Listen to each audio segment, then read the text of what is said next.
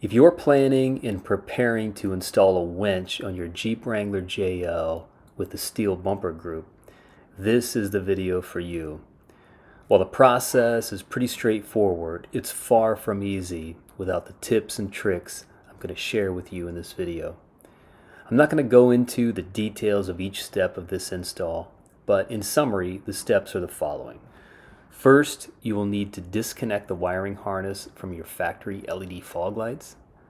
Then you can start the process of removing your steel bumper by loosening and removing the 18mm nuts that hold the steel bumper to the brackets on the front of your frame rails.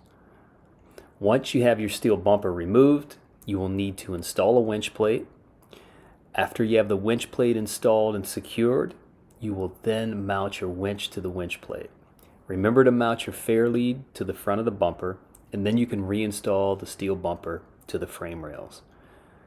As I mentioned already, the process sounds simple and straightforward, but it can be frustrating without some of the tips I'll give you in this video.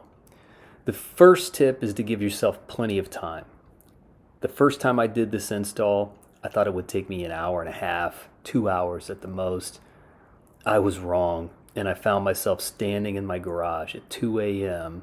holding a rubber mallet in my hand and frustrated beyond belief. So make sure that you have plenty of time allotted to the install before you tear into the project. If you finish early, great, but you don't want to be rushed and frustrated in the process if it takes longer than you've allotted. The second tip seems simple, but if you don't know the trick, you will waste time and energy, and that is to unplug your fog light harness by placing a flathead screwdriver in a specific spot to compress the wiring harness so you can pull the plug apart. If you don't know this trick, you're going to waste valuable time struggling with what should be a simple task. My next tip is to make sure that you have a deep well 18mm socket available and a flex head ratchet before you even start this project. Now, you can't complete the project without the deep well 18mm.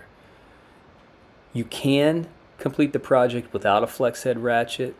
I did that on my first install, but you can expect to have some bloody knuckles and a lot of wasted time trying to access those tough to reach 18mm nuts on the inside of the frame rails.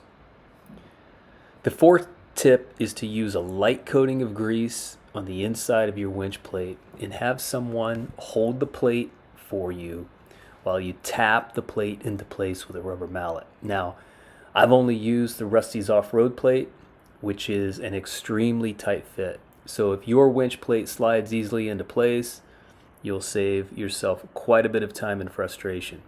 But I can tell you, if you're using the Rusty's plate, expect the fit to be super tight, and the plate takes some convincing to position between the rails. My final tip for you is the tip that will save you the most frustration and time.